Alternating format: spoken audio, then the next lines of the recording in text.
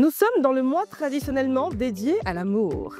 Si vous envisagez de vous marier, vous vous demandez peut-être sous quelle communauté de biens. On vous explique. Aujourd'hui, zoom sur les différents régimes matrimoniaux. La loi numéro 2019-570 du 26 juillet 2019 institue 3 types de régimes matrimoniaux. La communauté de biens réduite aux acquêts, la séparation de biens et le contrat de mariage par acte notarié.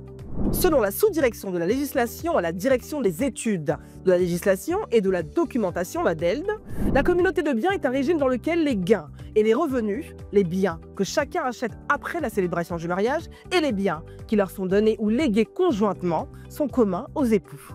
Il s'agit de tous les biens acquis au cours de leur vie conjugale, par opposition aux biens propres, c'est-à-dire les biens que l'époux possédait avant le mariage ou encore les biens acquis après la célébration du mariage par succession ou par donation.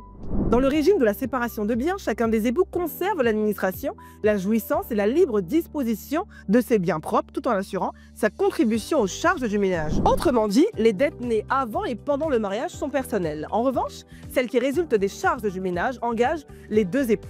Enfin, le contrat de mariage est décrit par la DELD comme une convention qui se fait obligatoirement par acte notarié. Les futurs époux règlent les effets pécuniaires de leur mariage dans les rapports entre eux et à l'égard des tiers. Ils ont la liberté de déroger aux règles impératives régissant les régimes de la communauté et la séparation de biens et sont autorisés à déterminer librement et d'un commun accord les biens qui appartiendront à la communauté et ceux qui leur seront propres. Le contrat de mariage est en réalité un acte juridique écrit qui sert à déterminer le statut et le sort des biens pendant et jusqu'à la dissolution du mariage ou le décès d'un des conjoints. Lorsque les époux désirent changer de régime matrimonial, ils doivent attendre 2 ans d'application du régime adopté. La requête peut être présentée soit par le couple, soit par l'un des deux. Voilà, vous savez tout au sujet des différents régimes matrimoniaux. On se donne rendez-vous au prochain épisode.